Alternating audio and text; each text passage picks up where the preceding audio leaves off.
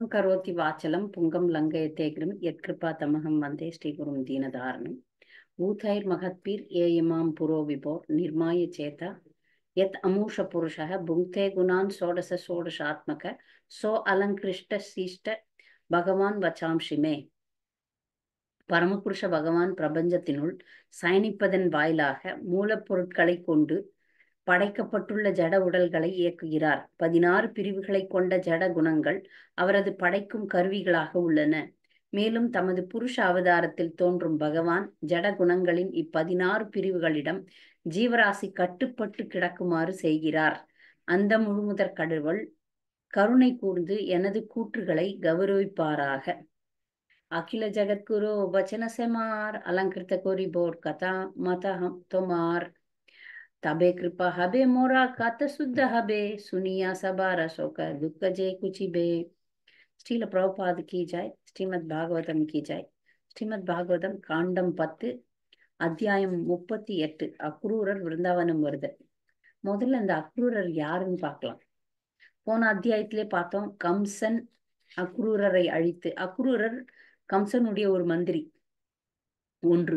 இரண்டாவது கருத்து, கிருஷ்ணருடைய ஒன்று விட்ட மாமன், தாய் மாமன்னு சொல்லக்கூடிய கம்சனை போன்றவர் தான் அக்ரூரரும்.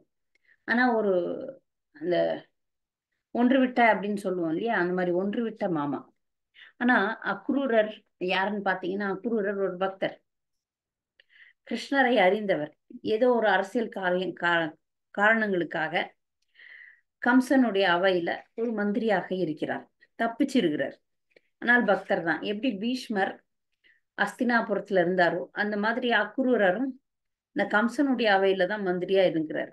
ஆனா அவருக்கு தூய பக்தர். அவருக்கு எப்ப இந்த வாய்ப்பு கிடைச்சதோ, நீங்கள் போய் கிருஷ்ணரையும் பலராமரையும் மதுரா கொண்டு வர வேண்டும் அப்படின்னு கம்சன் சொன்ன உடனே அக்ரூரர் தன் நிலையில் இல்லை. பகவான் தான் இவர்னு தெரியும், அவருக்கு நல்லாவே தெரியும். அதனால பகவானை சந்திக்க போகிறோம் அப்படின்ற ஒரு ஆவல் மிகவும் அதிகமாயிடுச்சு. அதுவும் இல்லாம கம்சன் ஒரு புது ரதத்தை வேற கொடுத்திருக்கான். அந்த ரதத்தில் ஏறி என்னைக்கு வந்தாருன்னு பாத்தீங்கன்னா, நம்ம பல்குனி மாசம் அப்படின்னு சொல்றோம், நம்ம தமிழ் அது பங்குனி மாசம். அது எப்போ வருதுன்னா, சைத்தன்ய மகாபிரபு பல்குனி மாசத்துலதான் அவதரித்தார். அந்த பல்குனி மாசத்துல இருக்கக்கூடிய ஒரு சுக்லபக்ஷம், 2 கிருஷ்ணபக்ஷம் சுக்லபக்ஷம்னு 2 இருக்கு. 15 நாட்கள் 15 நாட்கள் நீங்க பாத்தீங்கன்னா, கிருஷ்ணபக்ஷம்னா அமாவாசையை நோக்கி போகக்கூடியது, சுக்லபக்ஷம்னா அது பௌர்ணமியை நோக்கி போகக்கூடியது. அந்த மாதிரி 2 15ஆக ஒரு மாதம் பிரிக்கப்படுகிறது. அப்ப இது சுக்லபக்ஷத்துல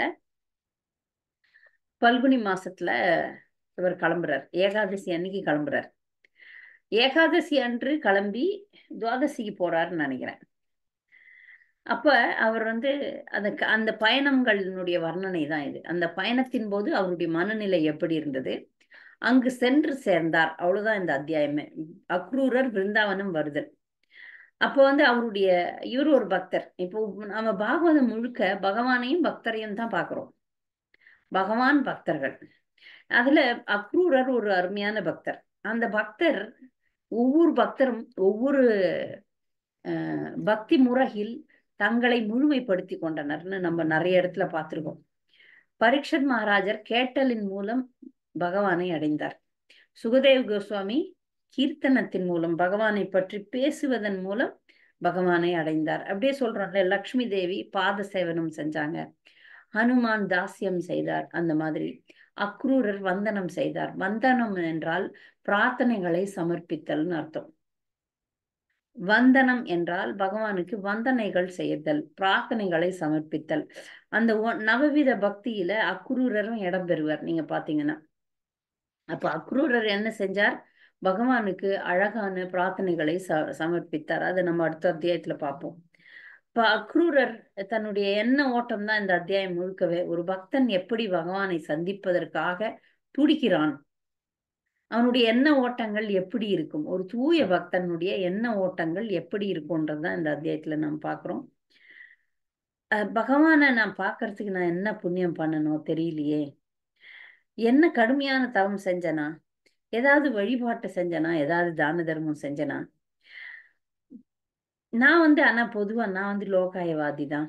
ஒவ்வொரு பக்தனும் தன்னுடைய குறைகளை தான் பார்க்கணுமே தவிர தான் பெரிய பக்தன் எந்த ஒரு பக்தனும் சொல்றதே கிடையாது.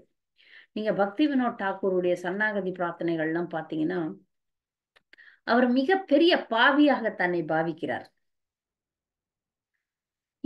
இதை எப்படி புரிந்து கொள்வது? இப்ப சில நேரங்கள்ல புது பக்தர்கள்லாம் இந்த மாதிரி வகுப்புகள்லாம் வந்தாங்கன்னு வச்சுக்கோங்களேன், இது புரியாது.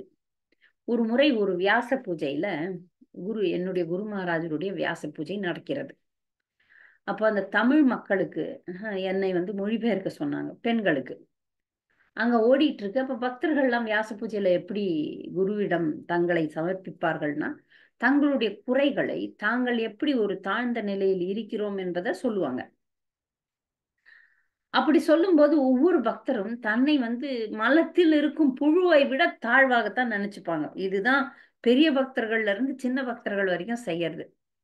ஒரு புதிய மாதாஜி ஒருத்தவங்க அந்த மொழிபெயர்ப்பு கூட்டத்துல இருந்தாங்க. அவங்க முதல் முறையாக வராங்களோ அல்ல அவங்களுக்கு எதுவும் தெரியாதோ என்னன்னு தெரியல.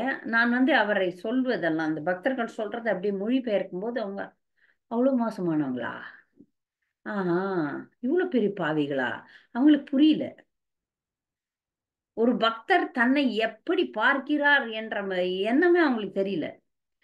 நாம அந்த பக்தரை இப்ப அக்ரூரர் தன்னை இப்படி சொல்றாரு, பக்தி வினோத் தாக்கூர் தன்னை இப்படி சொல்றாரு, பிரபுபாதர் தன்னை இப்படி சொல்றாருன்னா அவங்க எல்லாம் தாழ்வாக நாம பாக்குறது இல்ல. ஏன்னா பக்தர்களுடைய உன்னத நிலையில் அவர்கள் தாங்கள் எப்படி தாழ்ந்த நிலையில இருக்கிறோம் இது வரைக்கும் அப்படின்னு சொல்லுவாங்க. ஆனா அவர்கள் உயர்ந்த நிலையில தான் இருக்கிறாங்க. ஆனால் பல பல ஜென்மங்களாக கட்டுண்ட ஆத்மாக்களின் நிலையில் தங்களை வைத்து அவர்கள் பாடுகிறார்கள். அதுக்காக அவங்க தங்களை ஒஸ்தியா நினைச்சுக்கிறாங்கன்னு சொல்ல முடியாது. இது ஒரு ஒரு இந்த மனோபக்குவம், இந்த மனோபாவம் பக்தர்களுக்கே உரித்தானது. நீங்க தொண்டரடி பொடி ஆழ்வாருடைய திருமாலை பார்த்தீங்கன்னா, அந்த திருமாலை முழுக்க பாவியேன் பாவியேனே முருகனே முருகனேனே அப்படின்னு பாடுவார். அப்போ உடனே அதை படிக்கிற நாம ஓ ஓ திரு தொண்டரடி பொடி ஆழ்வார் பாவி போல் இருக்கு, இல்ல முருகன் போல் இருக்கு அப்படின்னு சொல்லி அர்த்தம் எடுத்துக்கிறது இல்லை. அவர்கள் உயர்ந்த பக்தர்கள், ஆனால் அவர்கள் உண்மையில் அந்த மனநிலையில் இருக்கிறார்கள். பகவான் கிட்ட போய் நிற்கும் போது பக்தர்கள் தங்களுடைய தாழ்மையான நிலையில தான் எப்போதும் நிக்கிறாங்க. நான் பெரிய பக்தர் அப்படின்னு போய் கிருஷ்ணர்கிட்ட இப்படி கை கட்டி நான் இதெல்லாம் பண்றேன். மூத்த பக்தர்களை பார்க்கும்போது கூட நம்ம அப்படி செய்யக்கூடாது. ஒரு குரு மகாராஜரை பார்க்கும்போதோ இல்ல ஒரு மூத்த பக்தர்களை நம்முடைய மென்டர்னு சொல்றோம் பாருங்க, கவுன்சிலர் மென்டர், அவங்க எல்லாம் கேட்டாங்கன்னா என்ன செய்றீங்கன்னு கேட்டா அப்ப சொல்லலாம் இதெல்லாம் செய்யறேன் அப்படின்ட்டு. இல்லைனாலும் அவங்களுக்கு நம்மளுடைய தகுதி தெரியும். நிறைய பக்தர்கள் என்கிட்ட நான் இதை பண்றேன்னா அதை பண்றேன், நான் தினமும் மங்களாரதி பண்றேன், அதை பண்றேன், இதை பண்றேன்னு சொல்லும்போது எனக்கு மிகவும் வருத்தமாக இருக்கும். ஏன்னா மூத்த பக்தர்கள் குருதேவர் அவங்க இப்படி பார்த்தாலே நம்ம எந்த நிலையில இருக்கிறோம்னு அவங்களுக்கு தெரியும். பொதுவா தெரியும். அனுபவம் எனக்கெல்லாம் தெரியும். எப்படின்னா அனுபவம். குரு மகாராஜர் ஒருத்தரை பார்க்காமலே அவர்கள் ஒரு முறை பார்த்தா கூட அவங்க எந்த நிலையில இருக்கிறாங்கன்றது அவங்களுக்கு தெரியும். அவங்களுக்கு ஆழ்ந்து பகவானோட தொடர்பு இருக்கிறதுனால அப்படியே கண்ணாடி மாதிரி இருப்பாங்க. கண்ணாடி முன்னாடி நாம போய் நின்னோம்னா பிரதிபலிக்கும். அதனால ஒரு போலியா சில பேர்ல நான் இதை செய்யறேன் அதை செய்யறேன், நான் அப்படி நான் இப்படி அப்படின்னு சொல்லுவாங்க. இது சரியான மனப்பாங்கு கிடையாது. சரியான மனப்பாங்க இப்ப அக்ரூரர் வெளிப்படுத்துகிறார். என்னை போன்ற லோகாயுதவாதி, புலன் நிகழ்ச்சியில் ஆழ்ந்திருக்கும் லோகாயுதவாதியாக நான் இருக்கிற காரணத்தினால் உத்தம ஸ்லோகரான பகவானை தரிசிக்கும் பாக்கியம் எனக்கு எப்படி கிடைச்சது? ஒரு சூத்திரனை போய் வேத மந்திரங்களை ஓதிக்க வச்சோம்னா எப்படி இருக்கும்?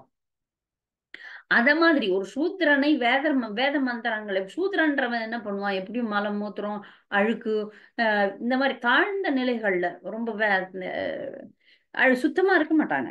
சூத்திரர்களுக்கு ஏன் இந்த வாய்ப்பு தரப்படுவதில்லைன்னா சுத்தமா இருந்த சூத்திரர்களும் பிராமணர்கள் தான். பிராமண தன்மையை கடைபிடிக்கும் ஒருத்தரை சூத்திரர்னு சொல்றது இல்லை. நாம பிராமணரா பிறந்துட்டு சூத்திரன் மாதிரி இருந்தா நம்ம சூத்திரன் தான். சூத்திரன் என்பது அந்த சுத்தமா இல்லாதவங்க, பொய் பேசுறவங்க, நிறைய பாவங்களை செய்பவர்கள், அவங்களுக்கு எந்த தகுதியும் இல்லை, எதையும் படிக்கவும் வராது, எதுவும் சொல்லவும் வராது, எதுவுமே எந்த ஞானமும் இல்லாதவர்கள். அப்படிப்பட்டவர்களை வேத மந்திரம் ஓத சொன்னா எப்படி இருக்கும் பாருங்க. நான் சில நேரங்கள்ல நான் பார்த்திருக்கேன் அப்படிப்பட்டவர்கள். எதுக்கு வராங்கன்னா அந்த மரண நேரத்துல கூட ஒரு புரோகிதருடைய அவசியம் ஏற்படுகிறது. ஆனா அதுல வந்து என்ன பண்றாங்க, அவங்க அந்த புரோகிதர்கள் மாதிரி செயல்படுற சூதரர்கள் தான் அவங்க. ஏன்னா இப்ப அஹ், இந்த பக்தர்களுடைய சபையில அதற்கும் வந்து பக்தர்களே வருவாங்க, அதற்கும் பிராமணர்கள் வருவாங்க. எல்லா இடத்துலயும் வந்து பிராமணர்கள் கிடைப்பதில்லை. அதனால நாங்க என்னுடைய அனுபவத்துல இந்த சாவுகளுக்கெல்லாம் வந்து மரணத்தின் போது அந்த ஒரு பண்டாரம் மாதிரி, அதை பண்டாரம்னு சொல்லுவாங்க. அவர்கள் புரோகிதர்கள் கிடையாது, பிராமணர்கள் கிடையாது. பிராமணர்கள் இந்த மாதிரி வேலையும் செய்வாங்க, அதற்குரிய மந்திரங்கள்லாம் இருக்கு. ஆனா அவங்க வர்றதில்லை பொதுவா இந்த மாதிரி இடத்துக்கு. அப்போ அவர்கள் பண்டாரம் மாதிரி ஒரு மக்கள் வராங்க, அவங்க அந்த டன் டன் டன் அடிச்சுன்னு சங்கு ஊதுவாங்க, ஊதிக்கொண்டு அவங்க சில பிரார்த்தனைகள்லாம். ஒரு முறை என்னுடைய தாயினுடைய மரணத்தின் போது ஒரு பண்டாரம் ஒருத்தர் வந்து எக்கு தப்பா தப்பு தப்பா திருப்பாவைய படிக்கிறதும் எல்லா மந்திரங்களையும் இங்க ஒண்ணும் அங்க ஒண்ணு எங்கிருந்தோ எதையோ கத்திட்டு உளர்றாரு, பயங்கரமா உளர்றாரு. நம்ம பக்தர்களோட சேர்ந்து கீர்த்தனம் நடந்தது, ஆனால் பக்த புரோகிதர் யாரும் வரல. அதனால அந்த ஒரு பண்டாரத்தை என்னுடைய சகோதரர் அழைத்து வந்திருந்தார். அதனால அவர் இஷ்டத்துக்கு என்னென்னவோ பேசுறாரு, என்னென்னவோ பண்றார், ஏதோ செய்யறார். அப்ப அதனாலதான் அந்த சூத்திரர்களுக்கு வந்து வேத மந்திரங்களை ஓதுவதற்கான அவங்களுக்குரிய தொழில் அவங்க பண்ணிட்டு நிம்மதியா இருக்கலாம். ஏன்னா எது நமக்கு வருமோ அதை தான் நம்ம செய்யணும். வராத ஒண்ணுத்த செஞ்சு அங்க அந்த வேலையை சொதப்பக்கூடாது. அப்ப இவர் அக்ரூரர் நினைக்கிறார், நான் வந்து லோகாயுதவாதி, எனக்கு பகவானுடைய கருணை எப்படி கிடைச்சதுன்னு எனக்கு தெரியாது. ஒரு சூத்திரனுக்கு வேத மந்திரம் ஓதரக்கூடிய அஹ் அனுமதி கிடைக்கிற மாதிரி எனக்கு எப்படி இது கிடைச்சது அப்படின்னு யோசிக்கிறார். சரி சரி, போதும் போதும் இந்த மாதிரி நினைவுகள்லாம். சாதாரண இழிந்த ஆத்மாவான என்னை போன்றவனுக்கே குற்றமற்ற பகவானின் தரிசனத்திற்காக பாக்கியம் கிட்டும் என்றால், நான் இவ்வளவு பாவி, எனக்கே இந்த பாக்கியம் கிடைக்குதுன்னா அப்ப சாதாரண மக்களுக்கு கூட என்னைக்காவது கரை தேர்றதுக்கு வாய்ப்பு இருக்கிறது. காலம் என்னும் நதியில் இழுத்து செல்லப்படும் பந்தப்பட்ட ஆத்மாக்களில் யாரோ ஒருவர் சில சமயம் கரையினை யாரோ ஒருவர் சில சமயம் கரையினை அடையலாம்னு சொல்றாரு. ஆனா எல்லாருக்கும் கரையினை அடைவதற்கான வாய்ப்புகளை ஆச்சாரியன் கொடுக்கிறார். எல்லாருமே பௌதிக உலகத்துல, அதுவும் கலிகாலத்துல கரை சேர்வதற்கு வாய்ப்பே இல்லை. ஆனால் பிரபுபாதர் போன்ற ஆச்சாரியர்களுடைய வருகையினால அந்த வாய்ப்பு எல்லாருக்குமே கிடைக்கிறது. அப்போ மேலும் அவர் சொல்றார், யோகிகளால் தியானிக்கப்படும் பரமபுருஷ பகவானின் தாமரை திருவடிகளுக்கு நான் எனது வந்தனங்களை அர்ப்பணிக்க போவதினால் நான் செய்த அனைத்து பாவங்களும் நீக்க பெற்றன. பகவானை பார்த்த மாத்திர பாவங்கள்லாம் ஒழிக்கப்படுகின்றது. அப்ப ஏன் நிறைய பேருக்கு ஒழிக்கப்படலைன்னா, அது இன்னும் அவர்கள் பெரும் பாவிகளாக இருக்கிறார்கள்ன்றதுதான் அர்த்தம். பகவானை பார்த்த மாத்திரத்துல பக்தர் ஜீவராசிகளுடைய பாவங்கள் ஒழிக்கப்படுகின்றது. அதனால அவர் சொல்றார், நான் பிறந்ததின் பலனை அடைந்து விட்டேன்னு சொல்றார். அப்ப பகவானுடைய திருவடி தாமரைகளை தரிசிப்பதற்காக கம்சன் என்ன அனுப்புறதுனால கம்சன் என் மேல பெருங்கருணை காட்டிட்டான்.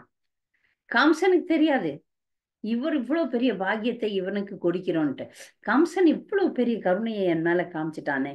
பகவானுடைய திருவடியினுடைய நகங்களின் ஒளிப்பட்டு பெரிய அறியாமைகள்லாம், இருள்லாம் நீங்கி அவர்கள்லாம் விடுதலை பெறுகிறார்கள். இது நம்ம பாகவதத்துல முன்னவே பார்த்தோம். இந்த சனத்குமாரர்கள் அவர்கள் வந்து அருவவாதிகள். அவர்கள் ஏதோ ஒரு புண்ணியத்தினால வைகுண்ட வாசல்ல போவாங்க. அதுதான் நம்ம பாக்குறோம் இல்லையா, ஜெய விஜயன் சண்டை வர்றதே அங்கதானே. இந்த சனத்குமாரர்கள் எப்பொழுதும் குழந்தை வடிவத்தில் இருப்பவர்கள். அவர்கள் அம்மனமா வைகுண்ட வாசலுக்கு போயிடுறாங்க. அவர்களுக்கு அந்த தவ வலிமை இருந்தது. அவர்கள் பிரம்மாவின் புதல்வர்கள். அவர்கள் போறாங்க பகவானை தரிசிப்பதற்காக. அருவவாதிகளாக இருந்தாலும் வைகுண்டம் போறாங்க. ஆனா ஜெய விஜயன் அவர்களை அனுமதிக்கவில்லை. ஆனால் அந்த நேரத்துல சனகாதி முனிவர்கள் அவர்களை சபிக்கிற நேரத்துல பகவான் அங்க வர்றார். பகவானுடைய தாமரை திருவடிகளை என்னுடைய துளசியை முகர்ந்து இவர்கள் பக்தர்களா மாறிடுறாங்க சனத்குமாரர்கள். அது வரைக்கும் அருவவாதிகள் தான். இப்ப அவர்களுக்கு அருள் புரியணுன்றதுக்காக தான் அந்த மாதிரி ஒரு சூழ்நிலையை பகவான் கொடுத்தார். அதை விட ஜெயன் விஜயனுக்கு வந்து அருள் புரிய வேண்டும்.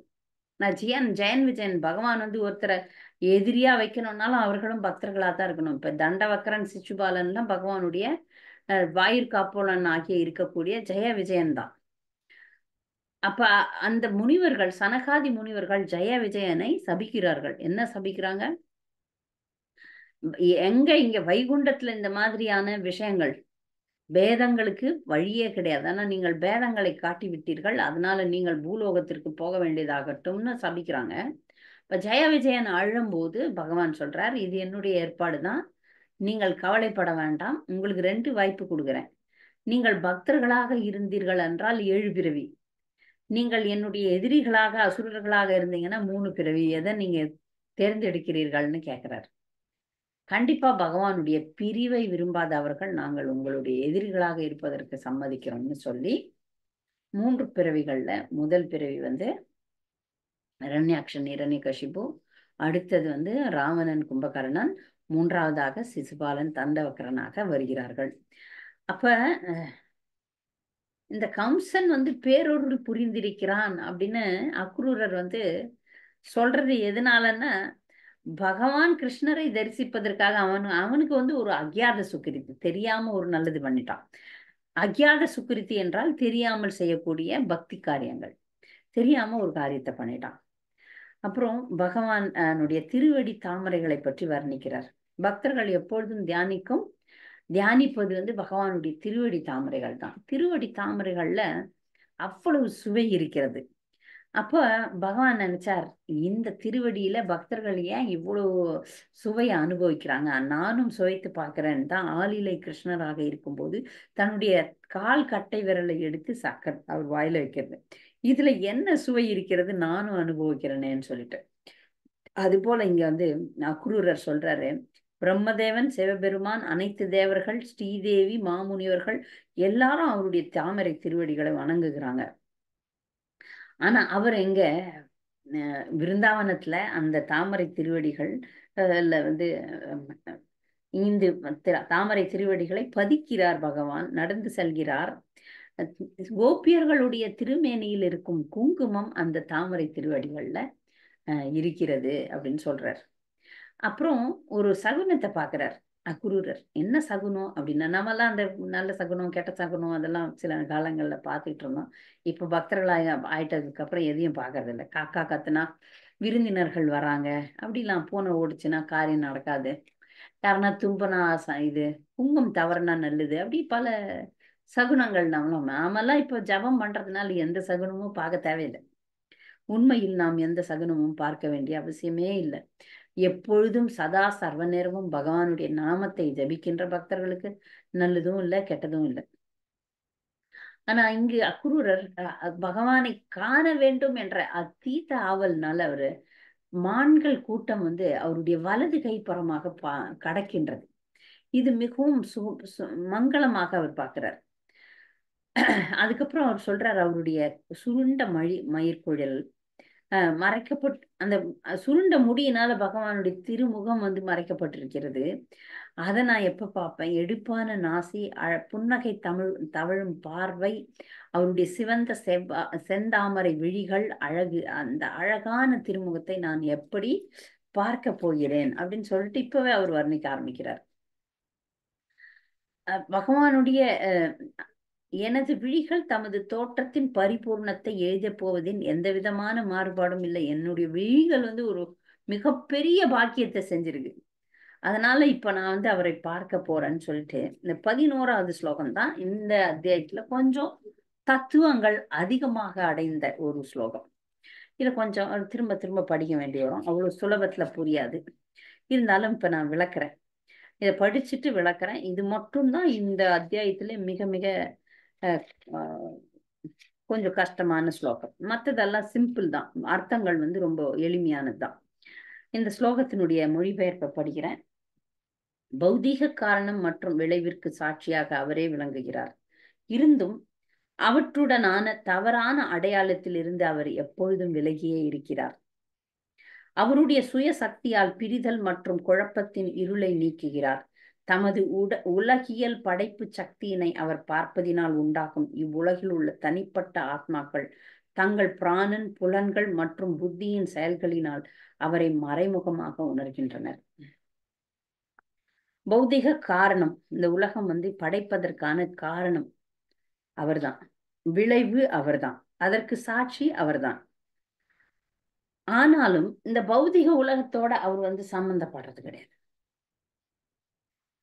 சுய சக்தியினால பிரிதல் மற்றும் குழப்பத்தின் இருளினை நீக்குகிறார்.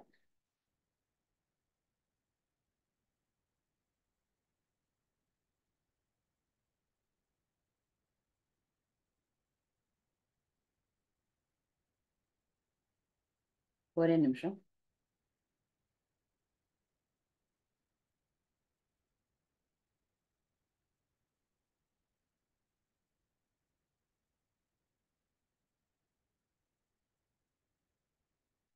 ஒரு சிலர்லாம் அவங்க விருப்பம் போல செயல்படுவாங்க. இப்ப காலம் நவீன காலம் இல்ல, எல்லாரும் எல்லாருடைய எல்லா வேலைகள்லயும் இருப்பாங்க. அட்டம் பண்றாங்க ஒரு சிலர், தொடர்ந்து இடைவிடாம போன் பண்றது. அவங்கள பத்தி, எதிராளி பத்தி கவலையே படுறது கிடையாது. இப்ப நான் கிளாஸ் விட்டுட்டு போன் அட்டன் பண்ண முடியுமா? பல நேரங்கள்ல மனிதர்கள் இப்போ காலத்துக்கு ஏத்த மாதிரி நம்மை மாற்றிக்கொள்ள வேண்டும். முதல்ல மெசேஜ் போடணும், நீங்க எப்படி ஃப்ரீயா, நான் பேசட்டா, இப்ப பேசுறதுக்கு கூட நம்ம அனுமதி கேட்கணும். என்னுடைய சகோதரன் கிட்ட கூட நான் அப்படிதான் நடந்துக்கிறேன். நான் பேசலாமா, நீங்கள் மிகப்பெரிய உத்தியோகத்துல இருக்கிறாங்க, அப்படி இருக்கும்போது நான் எப்போ வேணா போன் அடிச்சு அவங்கள தொல்லை பண்ண முடியாது. பக்தர்கள் எப்படிப்பட்டவர்கள்னு தெரிஞ்சு கொள்ளாமல் பக்தர்கள் நடந்து கொள்ளக்கூடாது. இங்க ஒருத்தர் அப்படித்தான் இடைவிடாமல் போன் பண்ணிட்டே இருந்தாங்க. எவ்வளவு ஒரு முக்கியமான காரியத்துல நம்ம இருக்கும்போது அது இது தடைகளை ஏற்படுத்துகின்றது. இதுவும் முக்கியமான இந்த ஸ்லோகம். இந்த ஸ்லோகத்துல பகவான் அக்ரூரர் சொல்றாரு, விருந்தாவனத்தில் தான் காணப்போகும் பரமபுருஷ பகவானின் எல்லாம் வல்ல நிலையினை நிலை நிறுத்துகிறார். இங்க அக்ரூரர் மாதுரிய ரசத்துல இல்ல, வாத்சல்ய ரசத்துல இல்ல, தாசிய ரசத்துல இல்ல, சாமானிய ரசத்துல இருக்கார். பகவானை பகவானத்தான் காண்றார். இவர் பகவானுடைய மாமா. அக்ரூரர் பகவானுடைய அங்கிள், மாமா. ஆனாலும் பகவானத்தான் பாக்குறார். யசோதை பகவானை குழந்தையா பார்த்தா, தன்னுடைய குழந்தை, என் குழந்தை அப்படின்னு பார்த்தா. ராதையும் கோபியர்களும் பகவானை காதலனாக பார்த்தாங்க. ருக்மிணியும் மற்ற ராணிகளும் கணவனாக பார்க்கிறாங்க. அனுமான் போன்ற பக்தர்கள்லாம் பகவானை எஜமானனாக பார்க்கிறார்கள். நம்முடைய அக்ரூரர் அவரை பகவானா தான் பார்க்கிறார். சாந்த ரசத்துலதான் இருக்கிறார், சாமானிய ரசத்துலதான் இருக்கிறார். அதனால பகவானுடைய உயர்ந்த நிலையை நிலைநாட்டுகிறார் இந்த இடத்துல. அப்ப இங்க பிரபுபாதருடைய பக்தர்கள், சீடர்கள் 11வது அத்தியாயத்துல இருந்து ஒரு ஸ்லோகத்தை மேற்கோள் காட்டுறாங்க. என்ன சொல்லுதுன்னா, எல்லா தோற்றங்களும் முழு மெய்ப்பொருளான கிருஷ்ணரிடம் இருந்தே தோன்றிய போதிலும் நாம் இந்த பௌதிக உலகம் என்னும் இரண்டாம் பொருள் பகவானிடம் இருந்து முற்றிலும் பிரிந்திருக்கும் ஒன்று என்று கற்பனை செய்கிறோம். இந்த உலகத்தை நாம பார்க்கும்போது இந்த உலகம் என்பது ஒரு பௌதிகமானதுதான். ஆனால் பகவானை விட்டு பிரிந்ததுன்னு பாக்குறோம். அந்த பிரிஞ்சதுன்னு பார்த்ததுனால அது நம்முடைய சுய புலன் இன்பத்திற்காக பயன்படுத்திக் கொள்கிறோம். இந்த பௌதிக உலகத்துல இருக்கிற பொருட்கள் எல்லாம் எனக்கு சொந்தமானது. உதாரணமா ஒரு கோழி, ஆடை பார்க்கும் மாமிசம் உண்பவன் அது எனக்கானதுன்னு அடிச்சு சாப்பிட்டுறான். ஒரு உதாரணத்துக்கு சொல்றேன். இந்த உலகத்துல இருக்கிற எல்லாத்தையுமே நாம கூட இந்த உலகத்துல இருக்கிற பொருட்களை எல்லாம் எனக்கானதுன்னு பாக்குறோம். ஏன்னா அது இரண்டாம் பொருள். என்னுடைய புல நிகழ்ச்சிக்காக கடவுள் சில மதங்கள்ல சொல்றாரு, கடவுள் இந்த ஜீவராசிகளை நீங்கள் சாப்பிடுவதற்காக படைத்திருக்கிறார். இப்படி ஒரு மதம் இருக்கு, நான் அதெல்லாம் சொல்ல விரும்பல, கண்டுபிடிச்சுங்க நீங்களே. கடவுள் ஜீவராசிகளை மனிதன் சாப்பிடுவதற்காக படைத்திருக்கிறார்னு போட்டிருக்கிறாங்க, சொல்றாங்க. அப்படி ஒரு பிரச்சாரம் இருக்கு. அப்படி இல்லை அந்த மதத்துல, ஆனா அவங்க அப்படி பிரச்சாரம் பண்ணிக்கிறாங்க. மாமிசம் உண்பதை அவர்கள் சரின்னு சொல்லக்கூடிய மதம் அது. அப்ப ஆனால் இங்க பாருங்க, தெளிவா சொல்லப்படுது, நமது புலனுகர்ச்சிக்காக தவறாக பயன்படுத்தி கொள்ள முயற்சிக்கிறோம். இந்த உலகம் கடவுளிடம் இருந்து வேறானதுன்னு பாக்குறோம். அதனால நாம் இன்பம் அனுபவிப்பதற்கானது என்னும் மாயையே இவ்வுலகின் உளவியல் அடிப்படையாக இருக்கிறது. இதான் அடிப்படையே. இந்த உலகத்துல நாம இருக்கிறதுக்கான அடிப்படை இந்த உலகம் எனக்கு நான் சுகம் அனுபவிக்கிறதுக்காக படைக்கப்பட்டதுன்னு நினைச்சுக்கிறோம். இது தப்புன்னு சொல்றாரு. ஏன்னா இந்த உலகமும் கடவுளும் கூட நம்ம வேறுபடுத்தி பார்க்க முடியாது. உலகம் என்பது முழுமுதற் கடவுளான கிருஷ்ணரின் வெளிப்புறமான சக்தி. பகவானுடைய சக்தி தான் இதுவும். இதையும் நம்ம பகவானை போலதான் பார்க்கணும். இதையும் எனக்கு வேண்டியதை மட்டும் நான் எடுத்துக்கிட்டு, என்னால் நான் அனுபவிக்கல, நான் தொண்டன், நான் சேவை செய்கிறேன்ற மனப்பான்மைக்கு வரணும். இது என்னுடைய அனுபவம். ஆனா எல்லா நேரங்களிலும் நாம் அனுபவிப்பதற்குத்தான் பார்க்கிறோம். ஏன்னா அந்த மாதிரிதான் 84 லட்சம் பிறவிகளா வாழ்ந்துட்டோம். அதனால இப்பவும் அப்படிதான் வாழ்ந்துட்டு இருக்கிறோம். இப்ப இந்த மாதிரி பாடம் நடத்தும் போது கொஞ்சம் பயப்படுறோம். இல்ல, நாம இத மாதிரி இருக்கணும்னு. அப்ப இந்த உலகம் பகவானிடமிருந்து வேறுபட்டது கிடையாது. இது முற்றிலும் பொய்மையானதுன்னு மாயாவாதிகள்லாம் சொல்றாங்களே. ஜெகன் மித்யா, மித்யான்னு பொய்யானது. பிரம்ம சத்தியம் ஜெகன் மித்யம் அப்படின்னு சொல்றானுங்க. மாயாவாதிகள் என்ன சொல்றாங்க? பிரம்ம சத்தியம், பிரம்மம் என்ற இந்த ஜீவ சக்தி அது சத்தியம், உண்மையானது. ஜெகத் மித்யா அப்படின்றாங்க, பொய்யானதுன்னு சொல்றாங்க. அது பொய்யானது கிடையாது, பகவானுடைய சக்தி தான் அதுவும். அதனால இந்த பகவானுடைய துரதிருஷ்டவசமாக இவ்வுலகின் தெய்வீக தன்மையினை அல்லது கடவுளுடனான அதன் தொடர்பினை மாற்றுவதற்கான செயற்கை முயற்சியானது மக்கள் முற்றிலும் இவ்வுலகினை புறக்கணிக்க செய்யவில்லை, மாறாக அதனை அனுபவித்து மகிழவே முயற்சிக்க தூண்டும். இது பொய்யானதுன்னு சொல்லிட்டோம்னா அனுபவிக்கவே தூண்டும்னு சொல்றாங்க.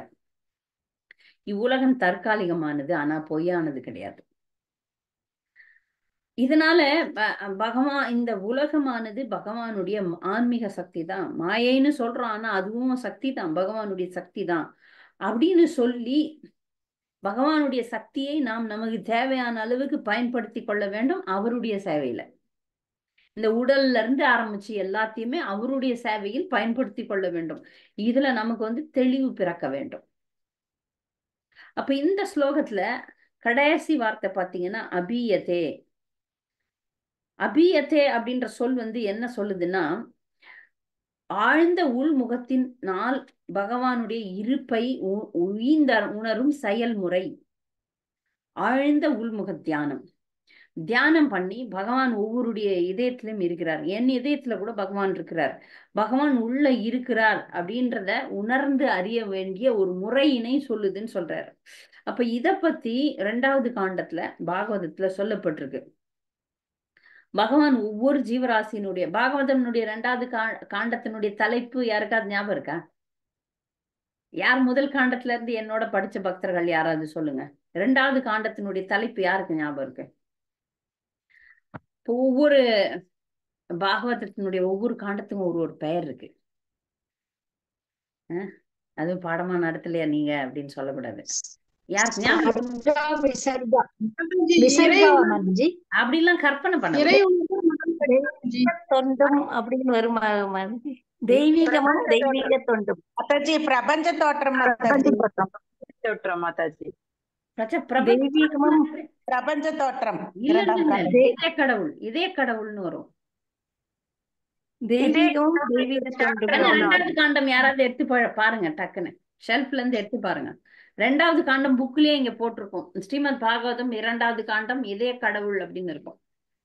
பிரபஞ்ச தோற்றம் இருக்கு மாதாஜி. இதே கடவுள் இல்லையா? அதுல ஒரு அத்தியாயம் இருக்குமா? இறை உணர்வின் முதல் படி மாதாஜி. அதேதான், இறை உணர்வின் முதல் படி இதய கடவுள் மாதாஜி. 2வது அத்தியாயம் இதய கடவுள். கரெக்ட். அப்ப அந்த இதய கடவுள் சரி, அத பிரபஞ்ச தோற்றத்துல ஒரு ஒரு ஒரு சப்ஜெக்டா நம்ம பாக்குறோம் 2வது காண்டத்துல.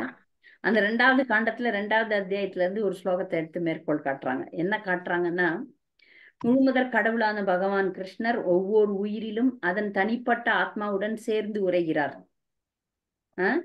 இவ்வுண்மையானது கூர்ந்த மதியினை காணும் நமது செயல்கள் மற்றும் அதனிடமிருந்து பெறும் உதவியினால் உணரப்படுவதோடு விளக்கமும் பெறுகின்றது. நம்ம ஒரு அறிவை பயன்படுத்தி சில காரியங்கள்லாம் செய்யறோம்ல, அது எதனால் ஆகுதுன்னு யோசிக்கணும். அது பௌதிகமோ ஆன்மீகமோ எந்த காரியம்னா இருக்கலாம். பௌதிக காரியமா இருக்கலாம், ஆன்மீக காரணமா இருக்கலாம். ஒரு ஜீவராசி ஒரு காரியத்தை நல்லா பண்ணுதுன்னா எப்படின்னா, அந்த அந்தர்யாமி பரமாத்மாவுடைய வழிகாட்டுதலின் கீழே தான் நடக்க முடியும். அதான் இதய கடவுள். இதய கடவுள் தான் எல்லாருமே நல்ல காரியமோ கெட்ட காரியமோ நமக்கு தூண்டுதல் வேணும், நமக்கு சப்போர்ட் வேணும். நம்ம வந்து செயல்படுறதே உள்ள இருக்கிற பரமாத்மா இருக்கிறதுனாலதான். உள்ள பரமாத்மா வெளியே போயிட்டாருன்னா அந்த ஜீவாத்மா அப்படி செயலற்று போய்விடும். வெளியே போய் தான் ஆகணும். பரமாத்மா இருக்கிறதுனாலதான் ஜீவாத்மா செயல்பட முடியுது. அப்ப இதை நாம் உணர வேண்டும் அப்படின்னு இங்க இந்த ஸ்லோகம் சொல்லுது. அப்போ இந்த சாதாரண ஜீவராசிகளுக்கெல்லாம், நம்ம எல்லாம் சாதாரண ஜீவராசிகள், இந்த ஜீவராசிகளுக்கெல்லாம் ஒரு பொய் தன்னுணர்வுன்னு ஒரு எண்ணம் இருக்கு, தெரியும் இல்லையா? மனம், புத்தி, அகங்காரம். இந்த இடத்துல ஆணவம்னு சொல்லியிருக்காங்க. கடைசி பேராகிராஃப் பாத்தீங்கன்னா தெரியும். மனம், புத்தி, அகங்காரம் அப்படின்னு நம்ம படிக்கிறோம். அகங்காரம் என்பது பொய் தன்னுணர்வு. தன்னுணர்வுனா என்ன? நான் என்னை இந்த உடலாக நினைத்து கொள்வது. இங்க ஆணவம்னு வந்ததுன்னா, ஆணவம்னா அந்த நம்ம சாதாரண மொழியில பேசுற கர்வம் கிடையாது. ஆணவம் என்பது பொய் தன்னுணர்வு, ஃபால்ஸ் ஈகோன்னு ஆங்கிலத்துல சொல்லுவாங்க. ஃபால்ஸ் ஈகோ அப்படின்னா, ஈகோன்னா என்ன? தன்னுணர்வு. என்ன தன்னுணர்வு? நான் இந்த உடல்னு நினைச்சுக்கிறது தான் ஆணவம். அப்ப சாதாரண உடல் பெற்ற ஆத்மாக்களை பீடிக்கும் ஆணவத்திலிருந்து பகவான் விடுதலை உடையவராக இருக்கிறார் அப்படின்னு சொல்றாரு. பகவானுக்கு பொய் தன்னுணர்வு கிடையாது. நம்மள மாதிரி நம்மெல்லாம் இந்த உடல்னு சிக்கி தவித்து கொண்டிருக்கிறோம் இல்ல, அது கிடையாது அங்க பகவானுக்கு. பகவானுக்கு ஆன்மீக உடல். அவர் அந்த ஆணவத்திலிருந்து விடுதலை பெற்றவர்னு அக்ரூரர் சொல்றார். அதற்கு வந்து விஸ்வநாத சக்கரவர்த்தி தாக்கூரர் விளக்கம் ஒரு ஆட்சேபனை சேவிக்கிறார். ஒரு உயிர் உடலினுள் இருக்கும்போது, ஒரு உயிர் வந்து உடல்ல இருக்கும்போது, அந்த உடல்ல இருக்கிற நல்லது கெட்டது, இன்பம் துன்பம் சுவை எல்லாத்தையும் அனுபவிக்குது இல்ல. அப்ப அதே உடல்ல தானே பரமாத்மாவும் இருக்கிறாரு. அவர் எப்படி அனுபவிக்காம இருக்கிறாரு? அவர் எப்படி அனுபவிக்காம இருக்கிறாருன்னு ஒரு கேள்வி. அவர் எப்படி அனுபவிக்காம இருக்கிறாருன்னா, அவர் அதுல தொடாம இருக்கிறாரு. அதற்கு வந்து பதில் வந்து, பகவான் அவருடைய அகச்சக்தியினால் அறியாமை இருளினை, அதனாலே ஏற்படும் தனிமை குழப்பம் ஆகியவற்றோடு சேர்த்து நீக்கி விடுகிறார். அவருக்கு அது கிடையாது. அவர் உள்ளதான் இருக்கிறாரு, ஆனா அதுல ஒட்டுறது இல்ல. பரமாத்மா நம்முடைய இதயத்துலதான் இருக்கிறார், ஜீவாத்மா இதயத்துலதான் இருக்குது. நம்ம இதயத்துல 2 பேர் இருக்கிறாங்க, ஜீவாத்மாவும் பரமாத்மாவும். இந்த உடல்ல 2 பேர் இருக்கிறோம், ஜீவாத்மா பரமாத்மா. அப்ப இந்த ஜீவாத்மா இந்த உடலுக்கான வலிகள்லாம் அனுபவிக்குது. இந்த உடல் சம்பந்தப்பட்ட விஷயங்கள் மனதை பாதித்து, அதனால மனசுல குழப்பமும் பயமும் அழுகையும் துன்பமும் துயரமும் இதெல்லாம் வருது. நல்லதும் வருது, கெட்டதும் வருது, இன்பமும் வருது, துன்பமும் வருது. அதனால அந்த ஜீவாத்மா வந்து மதிமயங்குகிறது. ஆனா பரமாத்மா அப்படி கிடையாது. ஏன்னா அவர் வந்து அவருடைய அகச்சக்தினால, அவருக்கு சக்தி இருக்கு, இதெல்லாம் படைச்சதே அவருதான். அதனால அந்த அறியாமை இருளை நீக்கி இதுல உள்ளவே இருக்கிறார். ஆனா அதுல அவரு டச்சே ஆவறது இல்லை. அதனால் அவர் பாதிக்கப்படுவதில்லை. அதனாலதான் அவர் முழுமுதற் கடவுள். இதனாலெல்லாம் பாதிக்கப்படாத இருக்கிறதுனால அவர் முழுமுதற் கடவுள். இதெல்லாம் வந்து ஒரு சாட்சியாக பார்த்து கொண்டிருக்கிறாரே தவிர அதனால அவர் பாதிப்பு அடைவதில்லை. ஏன்னா அவருக்கு வந்து விடுதலை பெற்றவர். அவருக்கு இந்த ஆணவம் கிடையாது, பொய் தன்னுணர்வு கிடையாது. பகவானுக்கு பொய் தன்னுணர்வு கிடையாது. நான் இந்த உடல்ன்ற எண்ணம் கிடையாது. இந்த உடலை படைத்தவரே அவர்தான். அதனால இதனால் அவர் பாதிக்கப்படுவதில்லை. அடுத்த ஸ்லோகத்துக்கும் இதுக்கான விளக்கத்தை வந்து ஸ்ரீதர சுவாமி கொடுக்கிறார். அக்ரூரர் வந்து பகவான் முழுமுதற் கடவுள் என்ற கருத்தை இங்கு நிலைநாட்டுகிறார்ன்றதை நம்ம பார்த்தோம். அடுத்து 12வது ஸ்லோகத்துல பகவானுடைய குணங்கள், செயல்கள், தோற்றங்கள் இதெல்லாம் பாடுறப்ப நம்முடைய பாவங்கள்லாம் அழிக்கப்பட்டு நன்மைகள் உண்டாகின்றது. அப்ப இது வந்து இந்த உலகத்துக்கு உயிரும் எழிலும் அளிப்பதோடு அதனை தூய்மையும் செய்கின்றது. அதனால பகவானுடைய கீர்த்தனைகளை ஒருத்தர் செய்யலன்னா என்ன அர்த்தம்? உலகத்துல நம்ம பகவானுடைய பாடல்களை, பகவானை புகழ்ந்து பாடவில்லை என்றால், இந்த உலகத்துல வாழ்ந்து உயிரற்ற பிணத்திற்கு அலங்காரம் செய்யற மாதிரி, உயிரற்ற பிணத்திற்கு அலங்காரம் செஞ்சா என்ன ஒரு பிரயோஜனமும் இல்லை. அது போல இந்த உலகத்துல நம்ம வாழ்ந்து பகவானுடைய கீர்த்தனைகளை பாடலைன்னா ஒரு பிரயோஜனமும் கிடையாது. பகவான் மீண்டும் ஸ்ரீதர சுவாமி பகவானை பற்றி விளக்கும் போது சொல்றார், பகவான் வந்து சுய திருப்தி உடையவர். அதனால இந்த மாதிரி பொய் தன்னுணர்வு அவருக்கு வராது. அப்ப எப்படி ஆடுறார், பாடுறார், மகிழ்றார்? எதுக்காக செய்யறார்?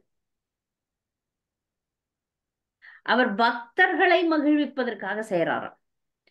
தனது அன்பிற்குரிய பக்தர்களின் மகிழ்ச்சிக்காக செய்யறார். அவர் ஏன் அப்புறம் வந்து ஆடணும், பாடணும், மகிழணும், அதெல்லாம் அவருக்கு என்னத்துக்கு? அவர் தான் சுய திருப்தி உடையவராச்சே அப்படின்னு கேட்கிறோம். அவருக்கு தான் ஆணவம் கிடையாது அப்படி இன்னும் ஒரு கேள்வி கேட்டு அதற்கு பதிலையும் ஸ்ரீதர சுவாமி சொல்றார். ஏன்னா எந்த விதமான உலகியல் நுகர்ச்சிக்காக அவர் பண்றது கிடையாது, தன்னுடைய பக்தர்களுக்காக அவர் பண்றார். அடுத்து பகவான் அக்ரூரர் மேலும் அவரை பத்தி அவருடைய புகழ பாடுறார், நினைக்கிறார். அவர் அவர் தேவர்களை மகிழ்விப்பதற்காக, பக்தர்களை மகிழ்விப்பதற்காக இந்த உலகத்துல அவதரிக்கிறார். அதனால பிருந்தாவனத்துல பக்தர்கள்லாம் அவருடைய புகழை பாடிக்கொண்டிருக்கிறார்கள். நான் வந்து இன்னைக்கு அவருடைய உலகத்திற்கே ஆன்மீக குருவாக இருக்கும் கிருஷ்ணரை நான் இன்று தரிசிக்க போகிறேன். அவருடைய இந்த அழகான திருவடிகள் தான் அதிர்ஷ்ட தேவதைக்கும்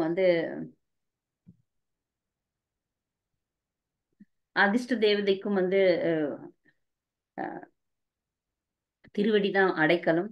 அதனால இன்னைக்கு நாள் வந்து எனக்கு மங்களமா இருக்கு. சுதர்சன அப்படின்னா சுதர்சன தரிசனம் என்பது மங்களமா ஆக போகுது. என்னுடைய வாழ்க்கை இனி மங்களமா இருக்க போகுது. ஏன்னா பகவானை நான் தரிசிக்க போகிறேன், அவரை நான் விழுந்து வணங்குவேன் அப்படிலாம் அவர் வந்து பேசிக்கொண்டே போறார், மனசுல பேசிக்கொண்டே போறார். நம்ம எல்லாம் ஏதாவது ஒரு காரியம் பண்ணணும், ஒரு மிகப்பெரிய காரியம், ஆன்மீக குருவை சந்திக்க போறோம், இல்ல ஒரு உயர்ந்த பக்தர்களை சந்திக்க போகிறோம் அப்படின்னும் போது அவங்க கிட்ட நம்ம எப்படி நடந்து கொள்வோம் அப்படின்றத மனசுல ஒத்திகை போட்டு போட்டு பார்ப்போம். அது எத்தனை பேருக்கு அது இருக்கும்னு எனக்கு தெரியல. நான் எந்த ஒரு காரியத்தையும் மனசுல வந்து ஓடும், அது ஒத்திகை ஓடும், இப்படி அப்படி அப்படின்ற இப்படி திட்டமிடுதல் அப்படின்றது நடக்கும். இது பக்தனாகிய அக்ரூரர் அந்த திட்டமிடுதலை மனசுல பண்றார், செய்து கொண்டே இருக்கிறார். இப்போ ஒரு பக்தி காரியங்களையும் சரி, பௌதிக காரியங்களிலும் சரி, மனசுல ஒரு ஓட்டம் ஒட்டிட்டு செஞ்சோம்னா நல்லாவே இருக்கும். அது அப்படியே மனசுல ஓடாம யாரும் செய்ய முடியாது. அதற்கான ஒரு சின்னதா அது ஒரு இன்னைக்கு என்ன சமைக்க போறோம் அப்படின்னும் போது டக்குன்னு சரி இன்னைக்கு நம்ம வந்து உப்புமா செய்யறோமா அப்படின்னா உப்புமாவுக்கு தேவையான ரவை இருக்கா, பருப்புகள் இருக்கா, மிளகாய் இருக்கா, கருவேப்பிலை இருக்கா, காய்கறிகள் இருக்கா அப்படின்ட்டு மனசுல ஒரு திட்டம் போடுவோம். அதெல்லாம் இருக்கா அப்படின்ட்டு ஒரு சின்ன ஓட்டம். பகவானை சந்திக்க போகும்போது பகவான் எப்படி இருப்பார், என்னை எப்படி நடத்துவார், நான் அவர்கிட்ட எப்படி இருப்பேன் அப்படின்ற மனநிலை தான் இங்க அக்ரூரர் அப்படியே அதை உள்ள காட்சியா காண்கிறார். அவருடைய திருவடியில நான் வணங்கி விழுவேன். ஆனா உண்மையில அப்படி நடக்கல. இவர் வணங்கல, அவங்க வணங்குறாங்க. ஏன்னா இவர் மாமா இல்ல. உண்மையில் அக்ரூரர் போய் அவங்கள வணங்கல, பலராமரும் கிருஷ்ணரும் தான் இவரை வணங்குறாங்க. ஆனா இவர் உண்மையில அவர் பகவான்னு தெரியும் இல்லையா, அதனால நான் வீழ்ந்து வணங்குவேன், அவர்களுடைய பார்வை என் மீது படும், இப்படிதான் அவர் யோசனை பண்ணிட்டே போறார். அப்ப எல்லா பயங்களும் போயிடும். அவருடைய மலர் கரங்களை என் மேல தொடுவார். அப்போ வந்து என்னுடைய பாவங்கள் நீக்கப்படும். இது மாதிரி அவர் பாட்டு கண்டினியூஸா. இது மெடிடேஷன், இது ஒரு தியானம். மெடிடேஷன்னா காட்டுல போய் உட்காந்து தியானிப்பது மட்டும் இல்லை, அக்ரூரர் பண்றதும் வந்து ஒரு தியானம் தான். அப்ப பகவானுடைய திருக்கரங்கள் வந்து அவர் மேல பட்டா அது வந்து எப்படி ஒரு வாசனை மிக்கதாக இருக்கும் அதையும் சொல்றார். எப்படி நடனத்துல கோபியர்களுடைய வேர்வையை வந்து பகவான் தொடச்சாராம். அப்ப அப்படி தொடைக்கும் போது அந்த இடத்துல ஒரு நறுமணம் வீசிச்சான். அதை பத்தியும் அவர் சொல்றார். இப்படியாக அவர் இந்த பகவானை தரிசிக்க போகிறோம்ன்ற ஆனந்தத்துல அவர் திளைத்திருக்கிறார். எல்லா செயல்களையும் பகவானை பத்தி அக்ரூரர் நினைக்கும் போது இவர் யாருடைய பிரதிநிதியாக போறார், கம்சனுடைய பிரதிநிதியாக போகிறார். அக்ரூரர் கம்சனுடைய பிரதிநிதியாக போறார். அப்படி கம்சனுடைய பிரதிநிதியாக போறதுனால கண்டிப்பா பகவான் தன்னை பகைவனாக நினைப்பாரா அப்படின்ற பயமே இல்லை அவருக்கு. பகைவன் ஒருத்தரை அனுப்புறாப்ப, கம்சன் தான் எல்லா அசுரர்களையும் அனுப்புனான். எல்லாருக்குமே தெரியும் கம்சன் கெட்டவன்னு. கம்சன் அனுப்புற மந்திரி இப்படி எப்படி கற்பனை பண்றார் அப்படின்னும் போது அக்ரூரருக்கு கண்டிப்பா தெரியும் கடவுள் வந்து என்னை அறிந்தவர்னு. நிறைய நேரத்துல தவறே செய்யாதவர்களை யாராவது நீ தவறு செஞ்சன்னு சொல்லும்போது அவங்க சொல்லுவாங்க கடவுளுக்கு தெரியும். அப்ப அக்குரூரருக்கு தெரியும், நான் வந்து பகைவன் கிடையாது, நான் பகவானுடைய பக்தன்றது தெரியும். ஏன்னா பகவான் என்னுடைய இதயத்துல இருக்கிறார், என்னுடைய எண்ணங்களை பார்த்து கொண்டிருக்கிறார். அதனால் நான் அவருடைய பக்தன்றது அவருக்கு தெரியும். அதனால என்னை பகைவனாக கருத மாட்டார்னு நினைக்கிறார். இது ஒரு அருமையான ஒரு தியானம். அப்போ வந்து அவர் என்னை பாசமிகு பார்வையுடன் பார்க்கறதும், என்னை புன்னகைத்து என்னை பார்ப்பதும், என்னுடைய ஐயங்கள்லாம் போயிடும், என்னுடைய பாவங்கள் போய்விடும் அப்படின்லாம் சொல்றார். என்னை தனது நெருங்கிய நண்பனாகவும் உறவினனாகவும் கருதி கிருஷ்ணர் தனது உறுதிமிக்க கரங்களினால் தழுவிக் கொள்வார். ஆக்சுவலா அக்ரூரர் வந்து வயதானவர், கிருஷ்ணர் குழந்தை. ஆனாலும் இவரை கடவுளா அவர் பாக்குறாரு. அதனால அவர் வந்து அப்படித்தான் தன்னுடைய இப்ப கம்சன் வந்து தன்னுடைய தங்கை மகனாக ஒரு சிறியவனாக பார்க்கிறான். ஆனா அக்ரூரர் பகவானை பெரியவராக பார்க்கிறார். அவர்ன்னு தான் சொல்றார். அவருடைய தாமரை திருவடிகள் என் மேல பாடணும், அவருடைய கரங்கள் என் மீது பாடணும். அப்படி பாடும்போது நான் வந்து அவருடைய திருக்கரங்கள் என் மீது படும்போது என்னுடைய பாவம் ஒழிக்கப்படும் அப்படிலாம் பாடுறார். ஆனா உண்மையில அந்த இடத்துல அந்த சூழ்நிலையில கிருஷ்ணர் சின்ன பையன், சிறுவன், இவர் வயது போனவர். ஆனாலும் அவர் பகவானாக பகவான் அவர் உயர்ந்தவர் இல்லையா, அதை வைத்து கொண்டுதான் அவருடைய தியான ஓட்டங்கள் இப்படியாக இருக்கிறது. நான் வந்து குவித்த கரணத்தோட குனிந்த தலையோட நான் நிற்பேன். அவர் வந்து என்னை வந்து அன்பிற்குரிய அக்ரூரா அப்படின்னு கூப்பிடுவாராம். ஆனா மாமா தான், இவர் மாமான்னு தான் கூப்பிடணும், ஆனா அன்பிற்குரிய அக்ரூரான்னு கூப்பிடுவாராம். அப்ப ஒருத்தருடைய வாழ்வு எப்பொழுது முழுமை அடையும் அப்படின் போது நம்முடைய பெயரை சொல்லி, இன்னாருடைய பெயரை சொல்லி கிருஷ்ணர் வந்து கூப்பிடும் போதுதான் நம்முடைய வாழ்வே முடிவு, ஒரு வாழ்வின் இலக்கை நாம் அடையும். அப்படி அவர் கூப்பிடுவார். ஆனா கூப்பிட்டு கொண்டே அழித்து கொண்டே இருக்கிறார் கிருஷ்ணர் நம்மை. ஆனா நம்ம காதுக்கு தான் எட்டல. நாம் எப்பொழுது பக்தியின் முழுமை நிலையை அடைகிறோமோ, பக்தியில் முதிர்ச்சி பெறுகிறோமோ, அப்ப நமக்கும் இந்த வாய்ப்பு கிட்டும். அதுதான் வந்து வாழ்க்கையினுடைய இலக்கு. அந்த வாழ்க்கை கடவுளால அங்கீகரிக்கப்படாத எவனுடைய வாழ்க்கையும் இறங்கத்தக்கதாகும். அப்ப மற்றவர்கள்லாம் கடவுள் பார்க்கலன்னு அர்த்தம் இல்லை, பார்த்து கொண்டே இருக்கிறார். அவர்களுக்கு என்ன தேவையோ அதை கொடுத்து கொண்டே இருக்கிறார். ஆனா உண்மையான தேவை எது? அவரோட நாம சேர்ந்து அவருக்கு சேவை செய்வது ஆன்மீக உலகத்துல. இதுதான் உண்மை. இப்ப நம்ம அவரை மறந்துட்டு இங்க நமக்கு எனக்கு சாப்பாடு வேணும், இந்த உடலை பராமரிப்பேன், இந்த உடல் தான் நான், இந்த உடலை பராமரிப்பதற்கு எனக்கு வந்து சௌகரியங்கள் தேவைன்னு சொல்லிட்டு இங்கே உட்கார்ந்துட்டு இருக்கோம். எப்போ இதெல்லாம் இல்ல, எனக்கு நீதான் வேணும் பகவானே, உன்னுடைய சாநித்தியம் தான் எனக்கு வேண்டும்னு ஒரு பக்தர் ஆன்மீக உலகத்துக்கு போகிறார்களோ, அப்போ வந்து பகவான் வந்து கட்டி அணைப்பாராம். ஒருத்தர் இவ்வளவு நாள் பண்ணிட்டியே, கோபகுமாரனை கட்டி அணைகிறார் பாருங்க. பிரகத் பாகவதாமிர்தம்னு ஒரு காவியம் இருக்கிறது. அது நமக்கு வாழ்நாள் கிடைத்தால் அதை படிக்க வேண்டும். மிகப்பெரிய காவியம் அது, பாகவதம் போல பிரகத் பாகவதம். அந்த பிரகத் பாகவதம் முழுக்க ஒரு பக்தன் எப்படி பகவானை அடைகிறான்னு வர்ணனை வருது.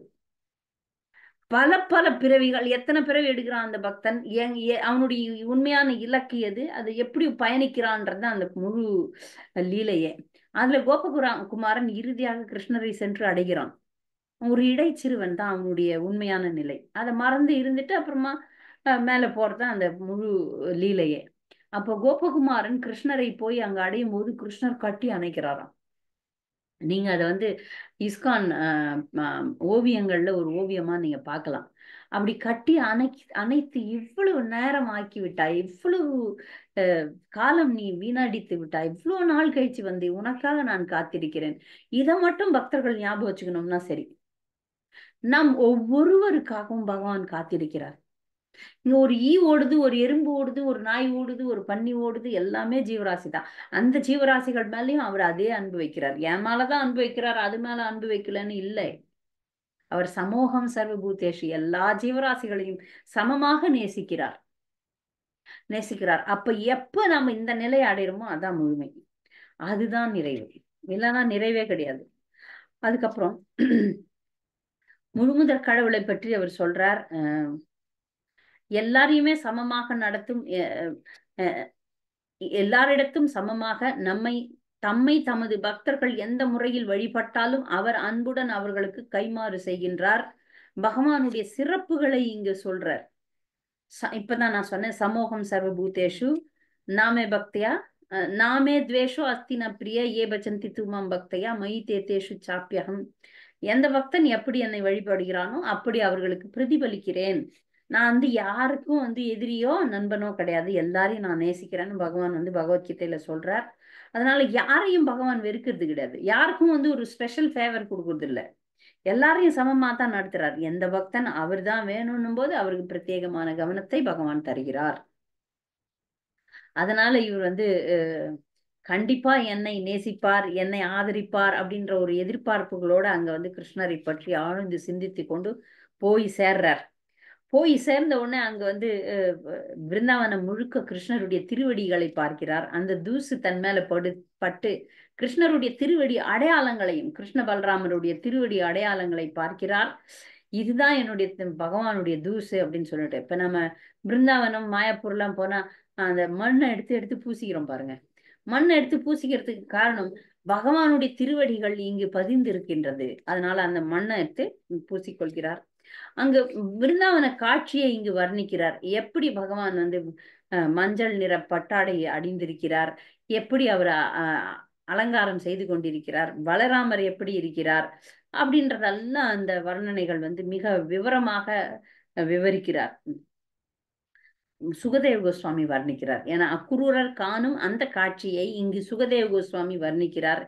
எப்படிப்பட்ட ஆபரணங்களை அவர்கள் அணிந்திருக்கிறார்கள் கிருஷ்ணரும் பலராமரும் அப்படின்னு சொல்லிட்டு பார்க்கிறார். அந்த ரதத்திலிருந்து கீழே வந்து பகவானை பார்த்த உடனே அவருக்கு வந்து புலங்காங்கிதம் ஏற்படுகிறது அக்ரூரருக்கு. அக்ரூரரை அடையாளம் கண்டு கொண்ட பகவான் கிருஷ்ணர் ரதத்தின் சக்கர குறியுடைய தம்முடைய கரத்தினால் அவரை தூக்கி தமது மார்புற தழுவி கொண்டார். அப்படியே அக்ரூரரை வந்து பகவான் தழுவி கொள்கிறார். அதே மாதிரி பலராமரும் அவரை வந்து தழுவி கொள்கிறார். உடனே பலராமர் ஒரு பசுமாட்டை பரிசாக கொடுக்கிறார், பாத பூஜை செய்கிறார், இனிய சுவையான உணவுகளை தருகிறார், வீட்டுக்கு கொண்டு போய் அழைத்து உட்கார வச்சு அவருக்கு செய்ய வேண்டிய அனைத்து மரியாதைகளையும் பலராமரும் செய்யறார். அப்போ வந்து நந்த மகாராஜர் பேச ஆரம்பிக்கிறார். குழந்தைகள்லாம் கொண்டாந்து அவரை உட்கார வச்சாச்சு. அப்ப நந்த மகாராஜர் சொல்றாரு, ஒரு கசாப்பு கடைக்காரன் கிட்ட இருக்கிற பலி ஆடுகள் மாதிரி நீங்கெல்லாம் இருக்கிறீங்களே அப்படின்னு சொல்லிட்டு நந்த மகாராஜர் சொல்றாரு. எப்படி இந்த அம்மா தேவகியினுடைய குழந்தைகள்லாம் கொடூரமா அவன் கொன்னுட்டான், அவனுடைய பிரஜைகள்லாம் எப்படி சந்தோஷமா இருக்க முடியாதே அப்படின்னு சொல்லி அவரு பேச்ச ஆரம்பிக்கிறார் நந்த மகாராஜர். நந்த மகாராஜருக்கு ஒரு அதிர்ச்சி காத்திருக்கிறது என்பது அப்ப தெரியாது. இப்ப கம்சனால் அனுப்பப்பட்ட மந்திரியை வரவேற்று அவர்கள் உபசரிக்கிறார்கள். இதோட இந்த அத்தியாயம் முடிவருகிறது. பக்தர்கள் வந்து ஏதாவது சந்தேகம் கூடுதல் கருத்துக்கள் இருந்தா தெரிவிக்கலாம். ஹரே கிருஷ்ணா. ஹரே கிருஷ்ண மாதாஜி. கம்சனுடைய அஞ்ஞான சுக்கிரது சொன்னீங்களா, அது விளக்கம் சொல்ல வேண்டிய மாதாஜி. அஞ்ஞான தெரியாமல் செய்யக்கூடிய பக்தி காரியங்கள். அவர் என்ன செஞ்சார் மாதாஜி? கம்சன் வந்து இப்ப அக்ரூரரை கிருஷ்ணரை அழைத்து வரும்படி பணிக்கிறான். கிருஷ்ணரை கூப்பிட்டு கொன்றுலான்னு நினைக்கிறான். ஆனா இங்க ஒரு பக்தனை பகவானோட சேர்த்து வைக்கிறாரு. ஓகே மாதாஜி, புரியுது மாதாஜி. பகவானை பகவானுடன் ஒரு பக்தனை சேர்த்து வைக்கிறாரு. அவரு எவ்வளவு நன்றி சொல்றாரு கம்சனுக்கு. எனக்கு இந்த சேவையை கொடுத்துட்டியே, ரொம்ப நன்றி அப்படின்னு நினைக்கிறாரு. ஆனா அதுல வந்து அக்ரூரருக்கு ஒரு பாவமும் வருகிறது. அது என்னன்னு பின்னாடி பார்ப்போம். ஆனா பக்தர்கள் தான் பகவானோட, ஆனா பக்தர்களிடமிருந்து பகவானை பிரிக்கிறார். அது மிகப்பெரிய அபராதம். பின்னாடி அவருக்கு ஒரு பெரிய பிரச்சனையை உண்டாகும். பகவான் அவரை மன்னிச்சிருவார். ஓகே மாதாஜி. ஹரே கிருஷ்ணா. அக்ரூரர் இன்னும் ஒரு பெரிய லீலையில வரப்போறார்.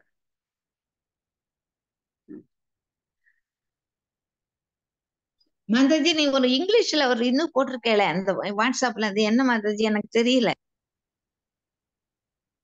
இங்கிலீஷ்ல நான் எதுவுமே போட மாட்டேனே. ஏதோ ஏதோ வந்திருந்தது, அது நீங்க போடலையா தெரியல. அத நீங்க படிக்கலையா? போட்டிருந்தேன். அதாவது அந்த நான் விளக்குறேன் பக்தர்களுக்கு. அது நிறைய பேர் விரும்பி இருந்தாங்க. ரஷ்யாலையும் உக்ரைன்லயும் சண்டை நடந்து கொண்டிருக்கிறது. அப்ப அதுல வந்து மாணவர்களையும் வந்து சண்டையில போட சொல்றான். ரஷ்யா வந்து ஒரு கொடூரமான நாடுதான். அது வந்து சாதாரணமா நான் சண்டை போட மாட்டேன்னு சொல்றவன கூட வற்புறுத்தி சண்டை போட வைக்கிறாங்க. அதுல ஒரு பக்தர் வந்து ஒரு சிப்பாயா சேர்றாரு. சரி போய் தான் ஆகணும், சண்டை போட மாட்டேன்னு சொல்ல முடியாது. அப்ப சிப்பாயா அவர் வந்து அந்த ஆர்மில சேர்றாரு. அப்ப சேரும்போது அவர் வந்து பக்தர் இல்லையா, அதனால அவர் வந்து பிரச்சாரம் பண்றாரு அங்கேயே. இப்ப இன்னொருத்தருக்கு பிரச்சாரம் பண்றாரு. அப்ப பிரச்சாரம் பண்ணி அவருக்கு ஒரு பகவத்கீதையை பரிசா கொடுக்குறாரு. அந்த சோல்ஜர் என்ன பண்றார், அந்த சிப்பாய் அந்த பகவத்கீதையை அவர் வந்து எல்லாருமே அவங்க வந்து ஒரு ஜாக்கெட் போட்டுன்னு இருப்பாங்க. அந்த ஜாக்கெட்ன்றது வந்து அந்த குண்டுகள் வந்து உள்ள போகாம இருக்கிறதுக்கு. அப்ப அந்த ஜாக்கெட்டுக்குள்ள வந்து அவர் பகவத்கீதை வச்சிருக்கிறார். ஜாக்கெட்டா அது வந்து புல்லட் ப்ரூஃபா இல்ல சாதாரண குளிருக்கு போட்டுக்கிற ஜாக்கெட்டான்னு எனக்கு தெரியாது. ஆனால் அவர் மேல குண்டு நல்ல யாரோ எதிரி ஆளுங்க வந்து நல்லா சுட்டுருக்குறானுங்க. சுட்டப்ப வந்து பயத்துல விழுந்தாரா எதனால விழுந்தாருன்னு தெரியல. அவனை காப்பாத்தி கொண்டு போய் ஆஸ்பத்திரியில சேர்த்தப்ப வந்து உயிரோட தான் இருக்கிறேன்னு பாக்குறாரு. நான் உயிரோட தான் இருக்கிறேன், குண்டு ஆனா உள்ள வந்தது, ஆனா நான் உயிரோட தான் இருக்கிறேன்னு பாக்குறாரு. அப்புறம் அதெல்லாம் பிரிச்சு பிரிச்சு பார்த்தோம்னா அந்த பகவத்கீதைக்குள்ள அந்த ஒரு குண்டு இருந்ததாம். உண்மையாகவே அந்த பகவத்கீதையாலதான் அவர் உயிர் காப்பாற்றப்பட்டு இருக்கிறது அப்படின்னு சொல்லிட்டு அந்த ஒரு சின்ன துணுக்கு செய்தி சொல்லுது. உண்மையாகவே அவர் வந்து பகவத்கீதையை உள்ள வச்சிருந்தாரு பாருங்க, கரெக்டா அது வழியா தான் போயிருக்குது அந்த குண்டு. ஆனா குண்டு வந்து அவருடைய உடலை துளைக்கவில்லை. அங்க பகவத்கீதையில இருந்ததுன்னு சொல்லிட்டு எல்லாரும் ஜே போட்டாங்க. எல்லாருமே அதுக்கு வந்து ஜே போட்டாங்க. எனக்கு புரியல, அதனாலதான் கேட்டேன் இங்கிலீஷ். நல்லது நல்லது. எதை அனுப்புனேன்னு எனக்கு தெரியல, தினமும் என்னென்னத்தையும் அனுப்பிட்டு வந்தது. நான் எப்பொழுதும் நம்முடைய பக்தர்கள் குழுவுல வந்து தமிழ்ல தான் அனுப்புவேன், தமிழ் பக்தர்கள்னால. ஆனா அந்த செய்தி வந்து ஆங்கிலத்துல இருந்ததுனால ஆங்கிலம் நிறைய பேருக்கு தான் தெரியுதுன்னு அப்படியே அனுப்பி வச்சேன். அதனால நிறைய பக்தர்கள் அது விரும்பி ரசிச்சு படிச்சாங்க. ஹரே கிருஷ்ணா. ஹரே கிருஷ்ணா. வேற ஏதாவது கேள்விகள் இருக்கா? அக்ரூரரை பற்றி யாருக்காவது ஏதாவது சந்தேகம் வருதா? அடுத்த வாரம் இந்த பாடத்தை தொடரலாம். நாளைக்கு வந்து வகுப்பு இருக்கிறது, பக்தர்கள் தவறாமல் கலந்து கொள்ள வேண்டும். வாஞ்சா கல்பதரிபஸ்ய கிருபா சிந்துப்யேவ பாவனேபியோ வைஷ்ணவேபியோ. நன்றி.